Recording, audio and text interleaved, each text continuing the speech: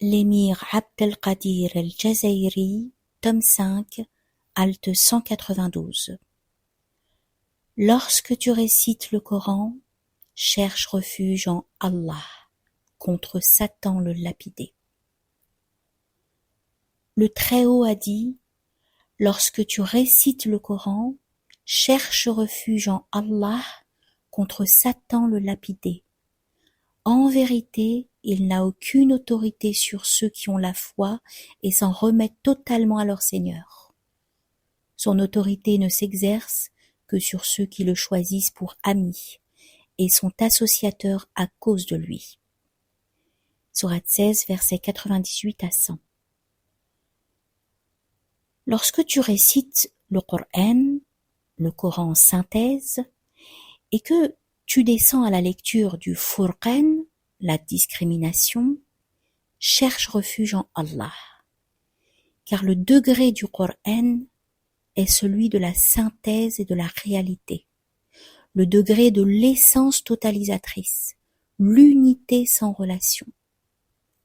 C'est l'état des contemplations de Dieu sans la création, bien connu chez nos maîtres, qu'Allah soit satisfait d'eux, comme étant la non-dualité de la contemplation. Dans ce degré, Satan est absent.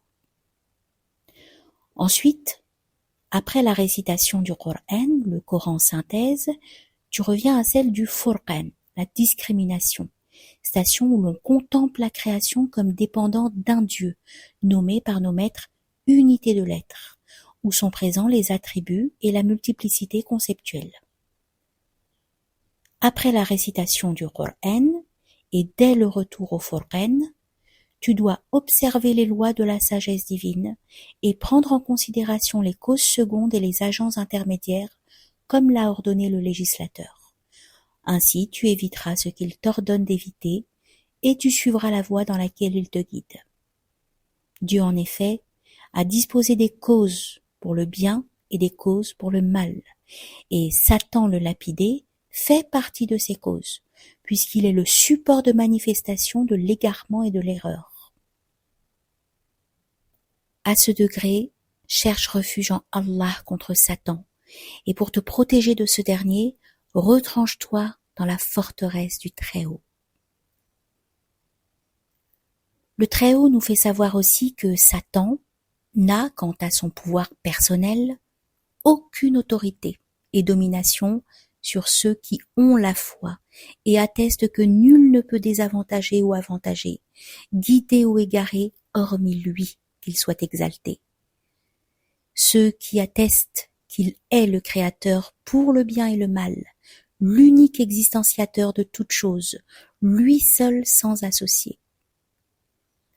Le verset indique donc que celui en qui on cherche refuge est en même temps celui contre qui on cherche refuge. C'est pourquoi le chef parfait, qu'Allah lui accorde la grâce unitive et la paix, a dit « par le nom d'Allah », celui avec le nom duquel nulle chose ne peut être associée pour créer un dommage dans la terre et dans le ciel. Cet enseignement étant présent chez les 4 transmetteurs de traditions authentifiées, cela revient à dire « je cherche refuge par le nom d'Allah ». À cette occasion, le fait de mentionner celui en qui on prend refuge, mais pas celui contre qui on prend refuge, est une indication subtile qu'ils sont identiques. Ainsi, il prend refuge en les noms de miséricorde et de beauté, contre les noms de contrainte et de majesté. Il a donc mentionné Allah, le nom totalisateur par lequel et contre lequel il prend refuge. Et il a ensuite ajouté une allusion éclairante en disant « celui avec le nom duquel ». Le nom l'endommageant, nulle chose à laquelle on attribue le dommage ne peut endommager, que ce soit un être satanique ou tout ce qui se développe dans la terre et le ciel et y est créé. De quelque façon que ce soit, aucun être créé ne peut donc nuire à d'autres êtres créés. Et ils s'en remettent totalement à leur Seigneur, sourate 16, verset 99, en faisant de lui leur gérant, celui qui les prend en charge, ainsi qu'il leur a ordonné en leur disant « Et remettez-vous-en totalement à Allah ». Sourate 5, verset 23. Dès lors, ils en font celui qui prend en charge toutes leurs fonctions. Ils mettent une confiance sans borne en lui et il les remplace. Dans la suite, le Très-Haut nous informe que le pouvoir et l'autorité de Satan s'exercent exclusivement sur ceux qui le choisissent pour ami, et uniquement parce qu'Allah lui donne cette autorité et ce pouvoir. Leur proximité à son égard est semblable à la préoccupation que l'ami a pour l'ami, ou le compagnon pour le compagnon, soit qu'ils fassent cela parce qu'ils aiment ce qu'ils projettent sur eux et qui s'en satisfont, c'est le cas du véritable mécréant, soit parce qu'ils craignent le mal qui vient de lui, comme c'est le cas des êtres voilés parmi les adorateurs et les ascètes. Ces derniers, en effet, le surveillent sans cesse à cause de la crainte qu'il leur inspire.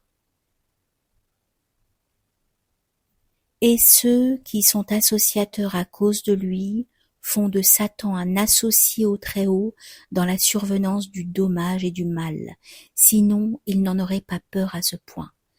Le Très-Haut a dit « C'est seulement Satan qui effraie ses amis. Ne les craignez pas, mais craignez moi, si vous avez la foi. » Sourate 3, verset 175. À cause de cela, Allah les a rendus soumis à Satan, auquel il a donné une autorité et une emprise sur eux. C'est le sens de cet enseignement spirituel. Quiconque craint quelque chose est soumis à son autorité.